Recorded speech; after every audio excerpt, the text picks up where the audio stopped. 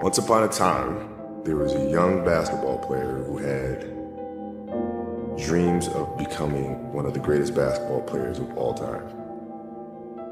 If I could work hard every day, with being blessed with the physical tools that I have, what would my career be? And I made a promise to myself from that day that I was going to work hard every single day so that when I do retire, I have no regrets. And that was the most important thing for me, is to leave no stone unturned, get better every single day. And if I lived that way, then over time, I'd have something that was beautiful.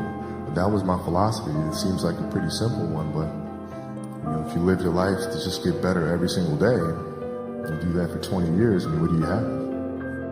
The Mamba mentality simply means trying to be the best version of yourself. That's what the mentality means. It means every day you're trying to become better. And it's a constant quest. It's an infinite quest. If your job is to try to be the best basketball player you can be, right? To do that, you have to practice, you have to train, right? You want to train as much as you can, as often as you can. If I start earlier, I can train more hours. And I know the other guys aren't doing it because I know what their training schedule is. If I do this consistently over time, the gap's just going to widen and widen and widen and widen and widen, and they won't be able to get that back. So to me, it was just common sense. I'm like thinking, how can I get an advantage? Oh, start earlier. My first class in high school was 7:45. I used to get to the gym around 5 a.m. and I'd play before school, just me and my coach. And sometimes it would just be me and the janitor. But I played during lunch and then practice after, and then go home, do my schoolwork, and then watch a bunch of game film and games on TV and study. The mentality is a really simple one. The confidence comes from preparation. So when the game's on the line, I'm not asking myself to do something that I haven't done thousands of times before. What does losing feel like to you? It's exciting. Why is it exciting? Because it means you have different ways to get better.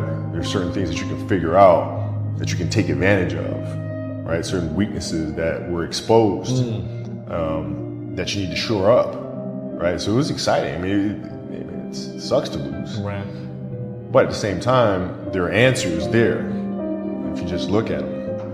Because you get the information from losing more than from winning, probably. Yeah. The answers are there when you win too. You just have to look at them. Yeah. Right. So it's a constant process. It's exciting when you win. It's exciting when you lose, because the process should be exactly the same, whether you win or you lose. As you go back and you look and you find things that you could have done better.